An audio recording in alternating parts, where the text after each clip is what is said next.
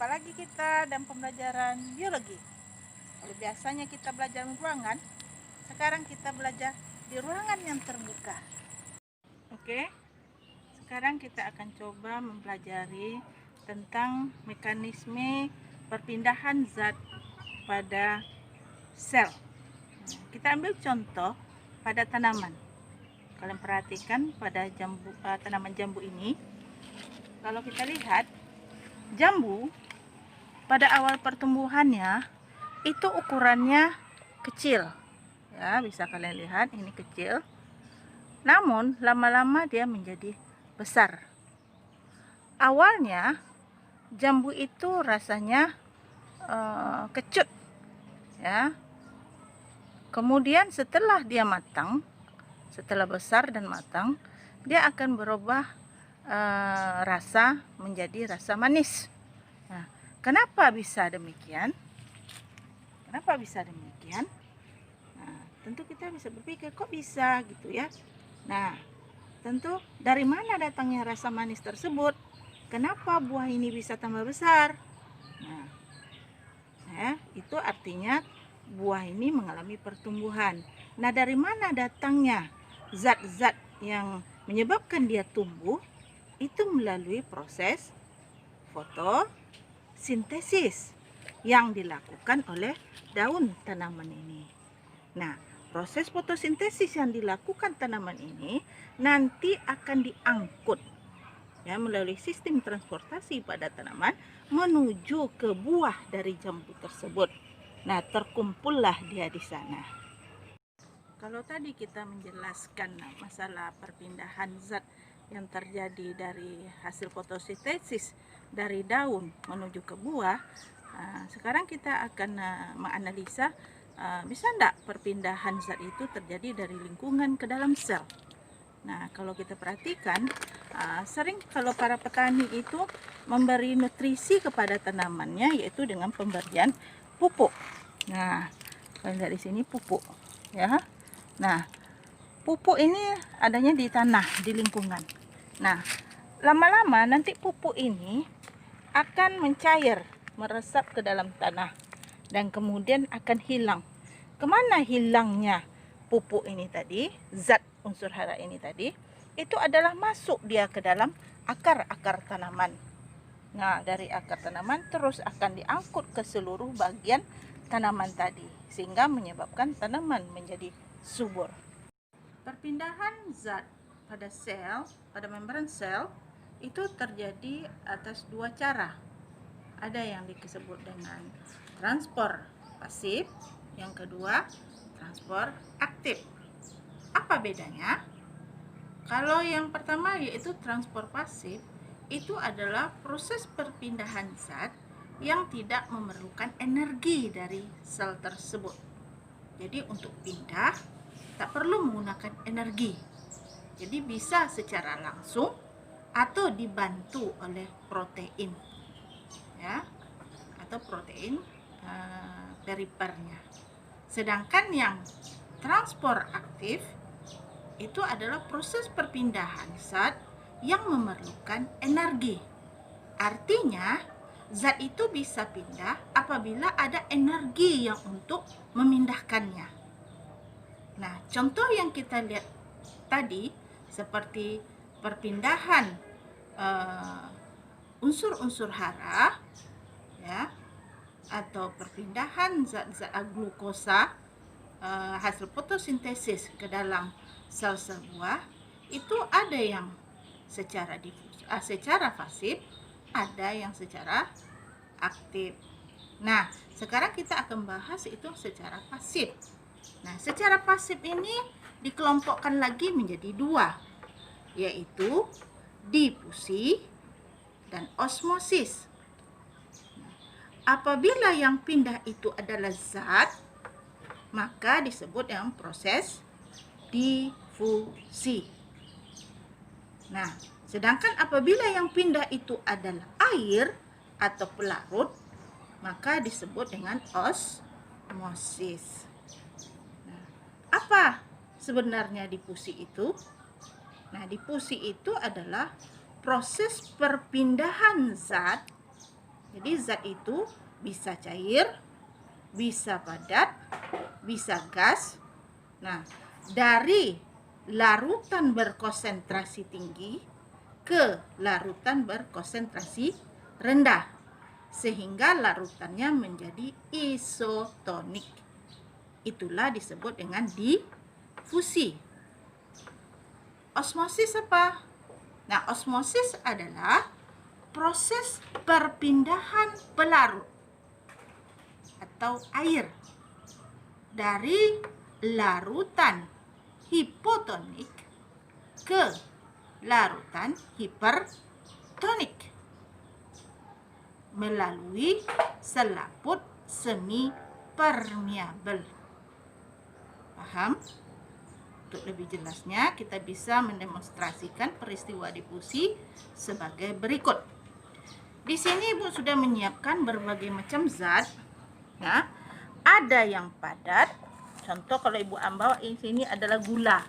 Ya, gula putih. Ini ada butiran kasar. Nah, ada yang cair. Ibu ambil contohnya zatnya itu adalah sirup. Ya, sirup. Kemudian ada contoh lagi yang gas, ya. Contoh bisa parfum, ya. Bisa seperti ini semprot obat nyamuk, ya. Atau bisa juga teh dari padat, ya. Nah, kemudian dalam percobaan difusi ini kita juga membutuhkan wadah. Nah, kita ambil ini ada wadah. Kemudian sebagai pelarutnya ini tadi adalah zat. Nah, pelarutnya itu adalah air. Nih. Air ini nanti bisa air dengan suhu biasa, atau kita bisa juga penasaran bisa menggunakan air panas, kita juga bisa bereksperimen. Kita bisa menggunakan air panas, makanya Ibu bawa air dari termos. Oke. Nah, sekarang kita akan lihat proses perpindahan zat secara difusi.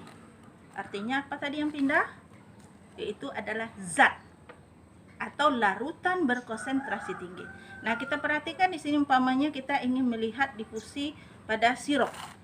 Sirup ini kan larutan berkonsentrasi tinggi. Mengapa tinggi? Karena ada zat warna di sini. Ya, dia memiliki rasa lagi. Artinya ada zat yang terlarut di dalam sirup ini. Maka disebut dengan larutan berkonsentrasi tinggi. Nah, kemudian ini ada, kita anggap ini, ya. Ini adalah pelarut. Jadi, pelarut ini konsentrasinya rendah. Atau kalau bahasa lain konsepnya larutan hipotonik, ini larutan hipertonik. Mengapa hiper? Karena zatnya tinggi. Mengapa hipo? Karena zatnya tidak ada atau rendah sama sekali. Sekarang difusi tadi konsepnya adalah proses perpindahan zat dari larutan hipertonik ke larutan hipo. Nah, kita ambil di sini sirup yang hipertonik, kita masukkan ke larutan. Nah, apa yang terjadi? Nah, larutan hipo akan pelarut tadi akan berubah warna menjadi kuning. Artinya apa? Zat yang tergandung pada larutan hipertonik tadi larut ke dalam larutan hipotonik sehingga menjadi isotonik. Tidak ada pemisah. Rata, kalian perhatikan di sini. Semua rata kuning. Ada bedanya? Apakah di bawah pekat, di atas apa? Kurang pekat? Tidak kan? Rata semuanya kuningnya.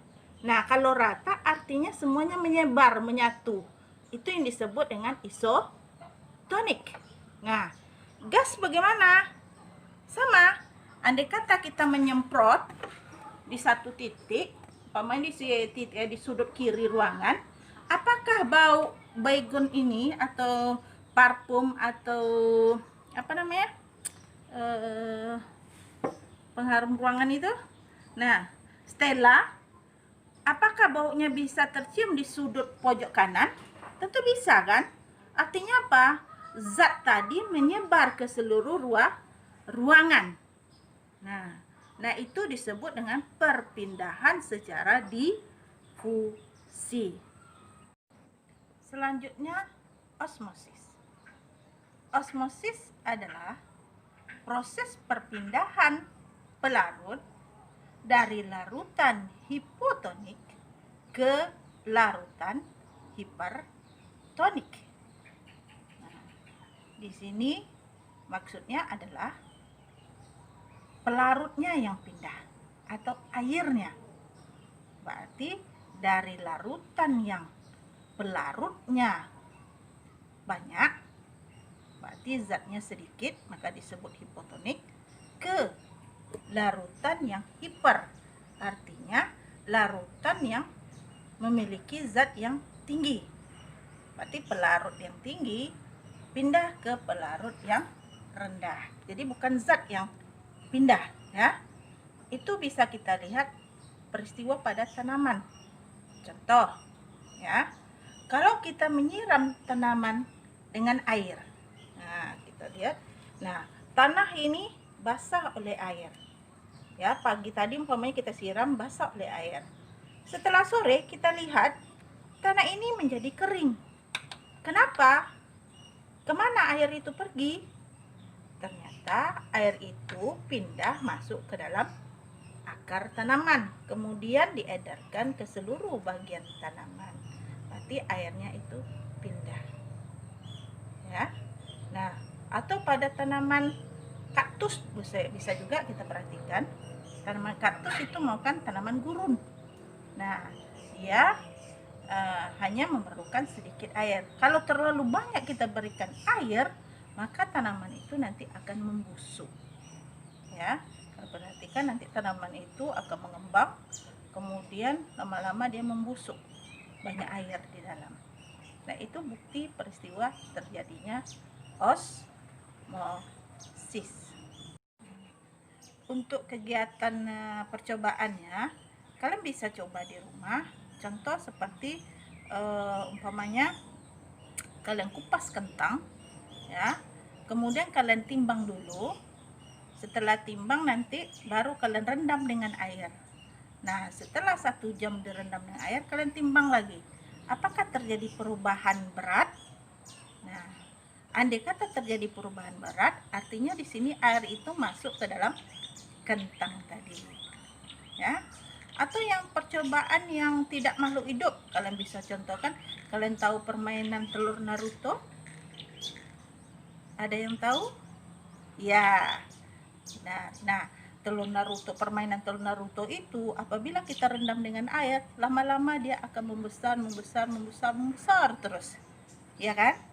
Nah, itu merupakan peristiwa difusi. Atau dalam di rumah saja bisa kalian lihat contoh seperti proses pembuatan ikan asin. Nah, pembuatan ikan asin. Ya, di sini kalau kita lihat bahwa proses pembuatan ikan asin ini menggunakan garam yang tinggi. Nah, tujuannya apa sebenarnya? Itu adalah untuk menarik kadar air di dalam ikan supaya keluar. Dengan demikian nanti ikan itu akan awet. Nah, sedangkan zat yang di luar akan masuk ke dalam. Ya, pernah coba? Kan bisa coba. Ya, seperti proses pembuatan ikan asin, telur asin, semua itu merupakan contoh peristiwa difusi dan osmosis. Mekanisme transport melalui membran plasma yang kedua yaitu transport aktif. Transport aktif adalah transport zat melalui membran yang melawan gradien konsentrasi, yaitu dari konsentrasi rendah ke konsentrasi yang lebih tinggi, sehingga memerlukan energi. Energi yang diperlukan itu berupa ATP, atau sering disebut adenosin trifosfat. Transport aktif meliputi 3 macam. Yang pertama, pompa ion. Yang kedua, kotransport. Yang ketiga, endositosis dan eksositosis. Sekarang kita akan bahas satu-satu. Yang pertama yaitu pompa ion. Pompa ion adalah transport ion melalui membran dengan cara melakukan pertukaran ion dari dalam sel dengan ion di luar sel. Transport ini dilakukan oleh protein transport yang tertanam pada membran plasma dan menggunakan sumber energi berupa ATP. Contohnya atau contoh pompa ion adalah pompa ion natrium kalium pada sel hewan. Di sini sel hewan memiliki konsentrasi ion K+ lebih tinggi dari ion Na+, jauh lebih rendah dibandingkan dengan lingkungannya. Membran sel hewan mempertahankan konsentrasi ion melawan gradien konsentrasi dengan memompa ion natrium plus keluar dan ion K+ masuk ke dalam sel. Yang kedua yaitu kotransport, yaitu transport aktif dari zat tertentu yang dapat menginisiasi transport zat terlarut lainnya. Kotransport dilakukan oleh dua protein transport dengan energi berupa ATP. Contoh kotransport seperti pompa proton yang menggerakkan transport sukrosa pada sel tumbuhan. Di sini proton atau H+ keluar dari sel melalui protein transport pada membran. Kemudian ion H+ yang keluar tersebut membawa sukrosa untuk memasuki sel melalui protein transport lainnya. Mekanisme kotransport sukrosa H+ berguna untuk memindahkan sukrosa hasil fotosintesis ke sel berkas pembuluh daun dan selanjutnya didistribusikan ke organ non-fotosintetik, misalnya akar, melalui jaringan vaskuler tumbuhan. Yang transport aktif yang ketiga yaitu eksositosis dan endositosis. Eksositosis adalah transport partikel dan molekul besar melalui pelipatan membran plasma atau pembentukan vesikula.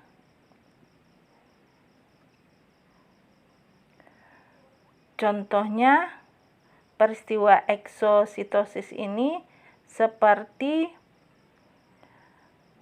sel-sel sekretori yang ada pada pankreas mensekresikan hormon insulin ke dalam darah.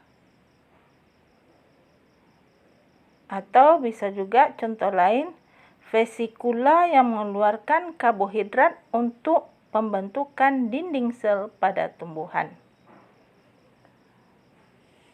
Endositosis yaitu